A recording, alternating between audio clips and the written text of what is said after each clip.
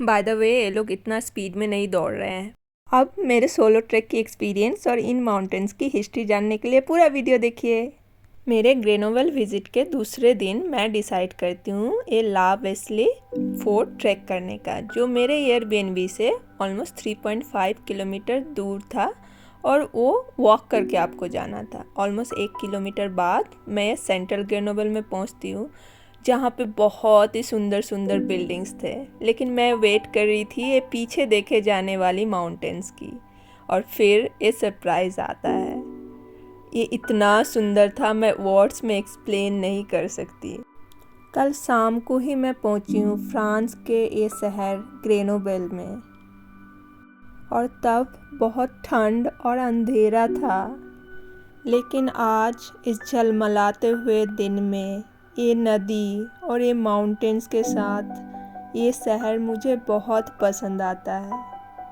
तो घर से ऑलमोस्ट 1.5 किलोमीटर चलने के बाद मैं ये बेस पे पहुंचती हूँ। यहाँ पे 2-3 लोगों से बात करके मैं ये सीढ़ियों से ऊपर चढ़ना स्टार्ट करती हूँ। यहाँ एक्चुअली ऊपर जाने का 2-3 रास्ते हैं।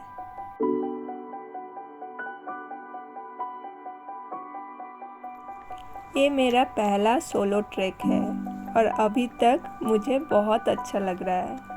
तो नए देश के नए शहर में आने के दूसरे दिन ही मैंने अकेले क्यों ये 3.5 किलोमीटर ट्रैक करने की प्लान की, थोड़ी देर में बताती हूँ। अभी ये देखिए।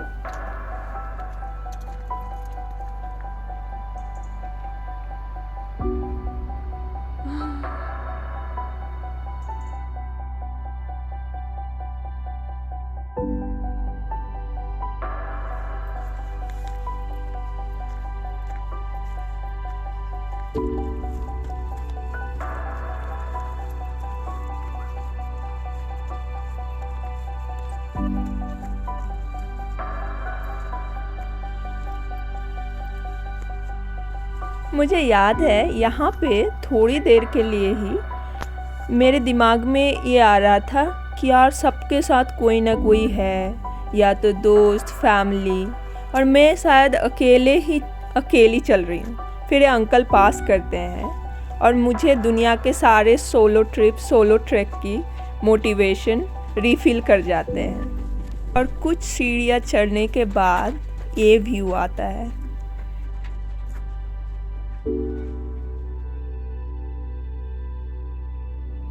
और अभी मैं देखती हूँ कि मुझे अब साइडवेज चलना है। इतने देर तक हम ऊपर की तरफ चल रहे थे। ये अमेजिंग व्यूज़ देखते हुए खुद को बहुत लकी फील कर रही थी और थोड़ा इमोशनल भी हो रही थी।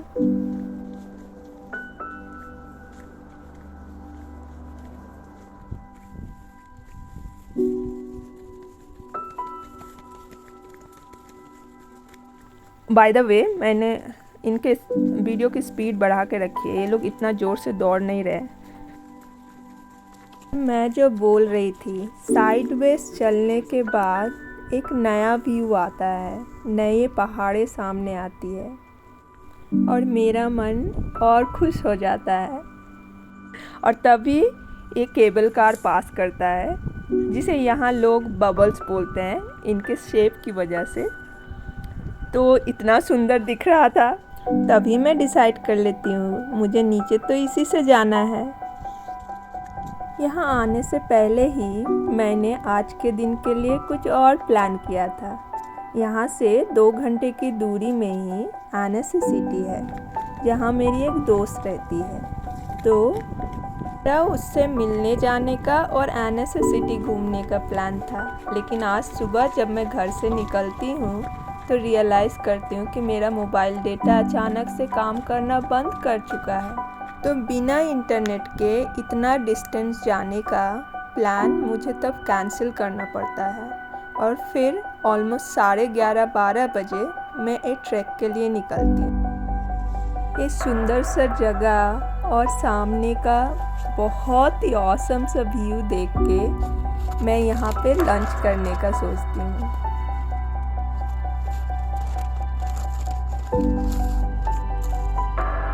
और थोड़ी फोटोग्राफी और वीडियोग्राफी ट्राई करती हूँ। थोड़ी देर बाद मैं फिर से चलना स्टार्ट करती हूँ। ये धूप मुझे और भी अच्छा लग रहा था क्योंकि मैं नॉर्वे से आ रही हूँ ना, वहाँ पे धूप मिलना तो छोड़ दो, अब सूरज भी कभी कभी दिखता है। कुछ देर चलने के बाद मुझे केबल कार का स्टार्टिंग पॉइंट मिलता है और यहाँ पे काफ़ी सारे लोग भी थे, तो मुझे लगता है कि मैं टॉप पहुँच चुकी हूँ।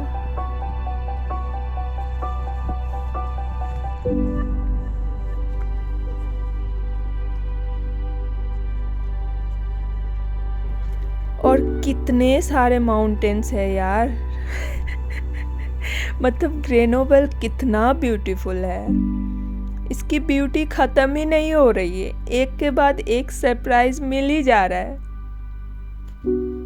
फिर मैं देखने जाती हूँ कि केबल कार एक्चुअली कहाँ से स्टार्ट होता है, कहाँ पे टिकट लेना पड़ता है। तभी मैं देखती हूँ कि एक्चुअली यहाँ पे तो दुकानें हैं, कुछ सुवेनियर्स के दुकान, कुछ रेस्टोरेंट्स। उसके बाद थोड़े और स्टेयर्स चढ़ते हैं और ये अलग व्यू दिखने स्टार्ट होता है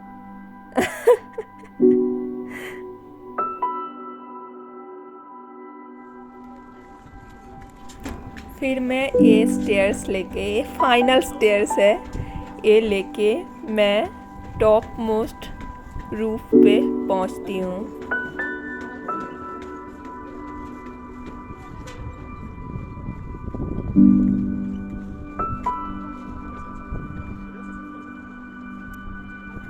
यहाँ पे काफ़ी चीज़ें बहुत अच्छे से एक्सप्लेन की हुई थी, जैसे ये फोर्ट की हिस्ट्री, ये सामने देखे जाने वाली माउंटेन्स कैसे तैयार हुए हैं।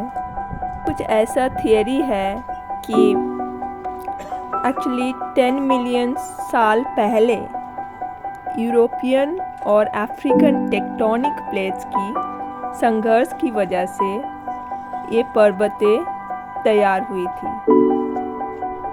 हम स्कूल में एक्चुअली ये टेक्टोनिक प्लेट्स के बारे में हमने पढ़ा था, राइट? तो ये जान के मुझे बहुत अच्छा लगता है और यहाँ पे मैं स्माइली वाली सेल्फी या वीडियो लेने की कोशिश करती हूँ। इस ट्रैक के दौरान मैंने ऑलमोस्ट 20 लोगों से बात की है।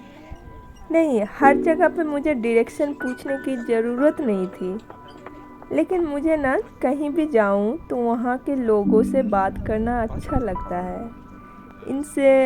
इससे उनका नेचर, वहाँ की कल्चर पता चलती है और साथ ही साथ हमें भी बहुत कुछ सीखने को मिलता है। तो फिर थोड़ी देर रहने के बाद मैं डिसाइड करती हूँ वापस जाने का, क्योंकि इंटरनेट नहीं है ना, तो मैं थोड़ा जल्दी ही वापस जाना चाहती हूँ। फिर यहाँ पे मैं टिकट लेके केबल कार के लिए वेट करती रहती हूँ। ये 3 बहनों के साथ मैं केबल कार पे चढ़ती हूँ और बाहर से नज़ारा देखने की कोशिश करती हूँ और इन लोगों से मेरी थोड़ी बातचीत होती है।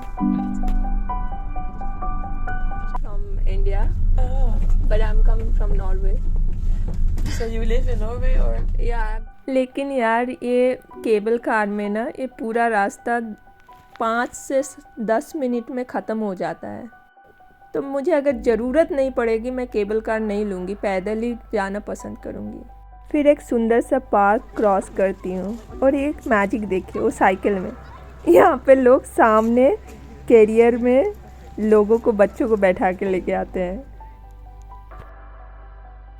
बाय द वे, ये ट्रैक मुझे सिखाता है कि अकेले चलने में भी बहुत मज़ा है और आज भी हम बिना इंटरनेट के बहुत कुछ कर सकते हैं। और यहाँ से बहुत सारे यादें लेके एक ट्राम पकड़ती हूँ और अपने एयरबीएनबी पहुँचती हूँ। अच्छा लगा हो तो लाइक और सब्सक्राइब कर देना। कुछ फीडबैक हो तो कमेंट्स कर देना।